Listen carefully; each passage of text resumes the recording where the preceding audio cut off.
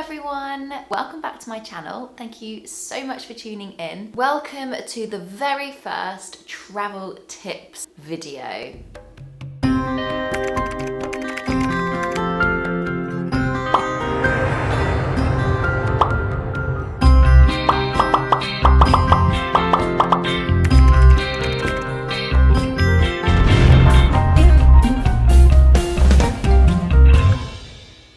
Before I get started, firstly, happy Friday. I always use this mug on a Friday. I've decided that whilst we're not able to travel just yet, if you are watching this in real time, it's now January 2021. We're still not able to travel. I haven't personally been on a plane since last February, or was it March? March or Feb. But I have so much hope for this year. I really do think that towards the back end of this year, I am definitely going to be getting on a plane. So I thought, do you know what? The run up to the world traveling again, I thought that I would start by doing some weekly travel tips on places that I've already been to. When I go to places, I love researching the best things to do. I love making every single moment count. I mean, sunbathing is definitely a countable moment. So I do like relaxing as well, but I like to go pre-planned with what I would like to do, what I would like to see, and what I would like to tick off, because I feel that once you're already there, I don't really want to waste the time on my phone. I want to actually embrace that time. And if 2020 did not teach us anything, it's definitely taught us time is precious. In many different ways it taught us that. So, oh, this is quite apt. You can see my little St. Christopher travelling patient. What's he called? So I thought I'd do this because it's going to be a great time around now to probably start planning trips. Obviously, so many people are feeling quite down, which is understandable. But I've got such hope, so I'm really excited. So if you pen in that holiday, pen it in, plan it, don't put any money down, don't necessarily book the flights, just say, right, September, we're going to Verona. Right, first place on my travel tip list is, drumroll please, not that it's really that big of a suspense because you'd have seen it in the title. So it's Verona. Verona in beautiful Italy. Oh, a fabulous city. If you've booked to go to Verona, I'm jealous because it is lovely. Verona is in northern Italy. It's where Shakespeare's Romeo and Juliet was set. It's got a lot of history, as you can imagine. I think it's one of my favourite cities. Bill and I went in the winter, so it was very cold, but I have been before for an evening, which I'll tell you about later, in the summer. Beautiful and hot. Obviously it's Italy. It's northern Italy, so it does get cold in winter. So it's perfect for a city break, just for like a weekend or something, because it's so easy to get to. The airport is 15 minutes. 15 minutes to get from the airport by bus to the city. So it's not like you have to travel for 2-hour transfer the other side. It is so easy. And it was €6 first. Okay, so we did go a couple of years ago, but it was only €6 per person for the bus journey from the airport to the city. And then the drop-off point was just a 10-minute walk from our hotel. So all in all, once we got to the airport, we were already in our hotel within the hour. Let's just do the hotel straight away. We stayed at the Hotel Leon Doro, D''R''O'. I will write it here and I will also link it down below in the description. We got an incredible deal. It was so incredible value for such a beautiful hotel. Very grand, and our room was pretty big. We didn't have the best view. Despite the hotel being lovely, we didn't really spend that much time in it. I do remember having breakfast there and the buffet was all laid out. It was amazing. Obviously times at the moment we don't know how they're going to change, so maybe they don't do buffet breakfasts anymore.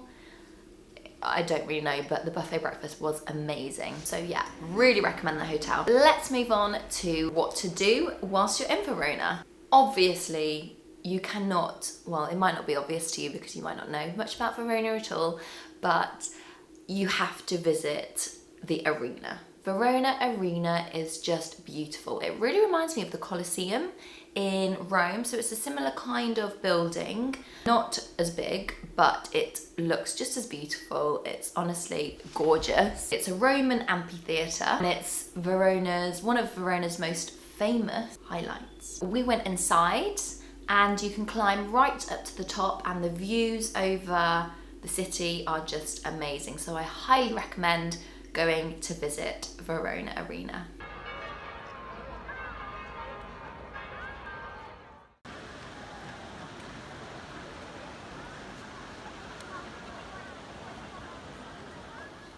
So the entrance of the arena is included in the Verona City Pass, and I actually really recommend getting the Verona City Pass as there are so many famous sites included on the City Pass, including buses and things like that, so it was really useful. This actually takes me on to the point that I mentioned earlier when I had gone for an evening, I think in the summer. We were on a holiday elsewhere, very close to Verona, which I will also discuss in a point a little bit later, and we went to the opera in Verona. It was absolutely magical.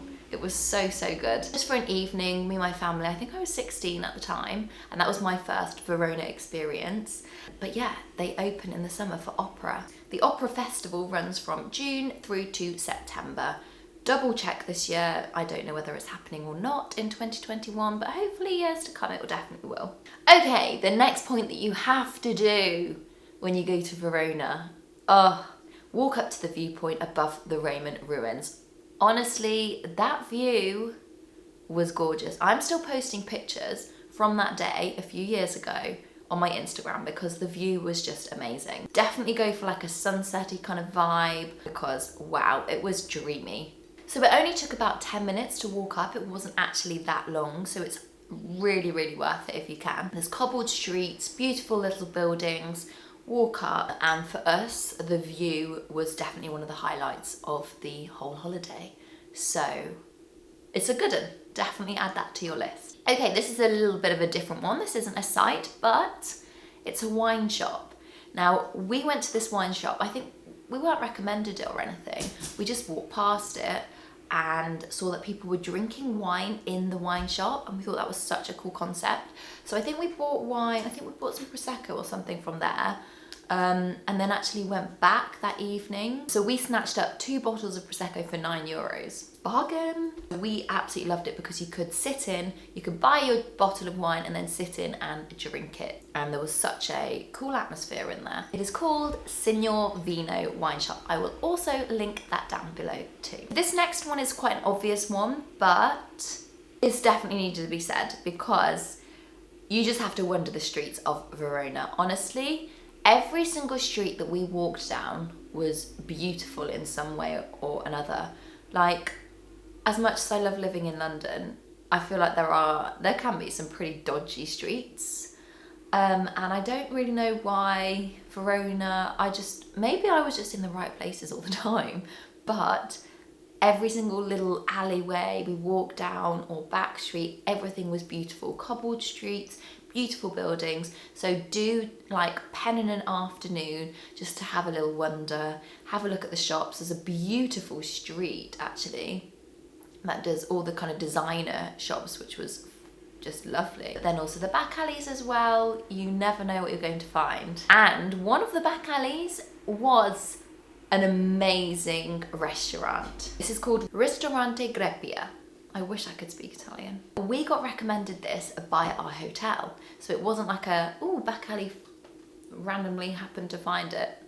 It was a recommendation. It was such an unassuming street. Like, I think it was very dark. We didn't really see anything happening, so we thought, are we in the right place? And then we just turned the corner and saw fairy lights, and it was quite magical really. And it was jam-packed with Italian families. And you always know that if you are going somewhere where there are locals, it's gonna be really good. They know all the best places to eat. There was amazingly friendly staff. The bottle of wine we ordered was only €13. The interior was beautiful with lots of marble, but the pasta was out of this world. Amazing. Okay, next one is you have to, if you are staying for 3 days, you have to take a day to go to Lake Garda. I love Lake Garda. I've been a few times to Lake Garda. When we were younger, it was like no one had really heard of it, and we went on a family holiday when I was little, which is the time, 16, not too little, which is the time when we went to the opera in Verona in the evening, and it was honestly just so magical. We were there in summer at that point, and it was so hot. The views were incredible. It was just amazing. Then, when else did I go? Oh, Will and I went interrailing. I will actually do a video about that, the interrailing that we did around Europe, because that was so much fun, like one of my most favourite trips ever. We went to a lot of places, it was very cool, so I'm probably going to do a video on that. Yeah, so we went to Lake Garda as our first stop, and again, absolutely beautiful. And it was then actually that when Will and I were there in 2014, that's quite a long time ago now, isn't it? Blimey. We went to a place called Sirmione, and you could get a little ferry over to Sirmione, which I can't remember whether it's a spit of land or whether it's an island. I think it's a spit of land, I think.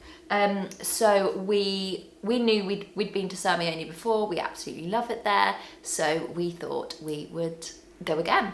And the journey from Verona to Lake Garda, or more specifically Sirmione, was 45 minutes, which isn't too bad because it gave a completely different dimension to the holiday. Obviously we're in the city, and then this takes you out to the mountains and the lake, which is just beautiful. So it was quite nice to see it in a different season, because obviously before I've seen it in the summer, and then we went there in winter, and it was such a lovely crisp cold day. There's baths there, like spa, heated baths, public baths, I don't know what they're called, baths. But I remember seeing them, so I think if we were to go again, we would definitely go to the baths. Just having a wander around the lake, going up onto the top, it will definitely be a highlight of your holiday, going to Sirmione. You walk through these like castle walls, and I remember having pasta in a square there. It's just very special. Okay, next point is the river. So Verona is on a river. I don't actually know the river name. I will enter it here. So it's on a river, and it's just really nice to have a wander down the river, on the river path. I know that in London here, we love walking on the Thames path, and we're so lucky to do so, and obviously we went to Verona and we did the same. So we stopped and got some chips from Queen's Chips, and we just stopped, sat on a bench and ate chips looking over the river. The sun was kind of late afternoon in the sky. It was beautiful, such a lovely moment. We've done over 20,000 steps that day already. But that's one of the things that I love about city breaks. You can walk for miles and miles and miles, so it doesn't matter if you're eating chips, if you're eating whatever. You're just walking so much, so you're burning so many calories. So have that ice cream. We then went to Castavecchio Museum. Will always loves learning about the history. Like we went to Pompeii, he has to read everything. We went to the Vatican before, he reads everything. He loves history. I find it quite interesting, don't get me wrong, but for me it's about the views, it's about the ambience, it's just soaking up being there. In this museum, I loved the views because you can go up to the top and see everything.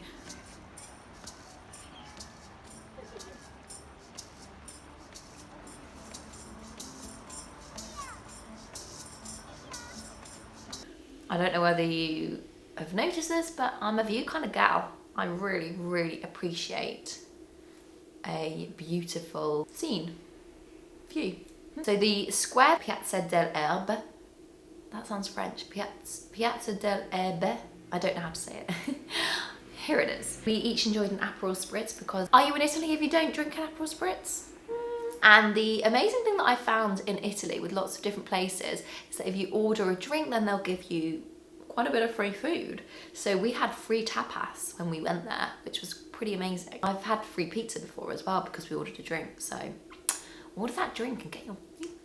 Obviously the main square, which is where the arena is just so lovely to have a coffee, people watch, soak up the view, soak up the sun hopefully. I have such fond memories of that trip and that place as a whole. I love Verona so much. I love Italy so much. We got flights really cheap as well, so the holiday was a real budget holiday, but for an amazing experience. So I really hope that you enjoyed my top tips for Verona. We had an incredible time.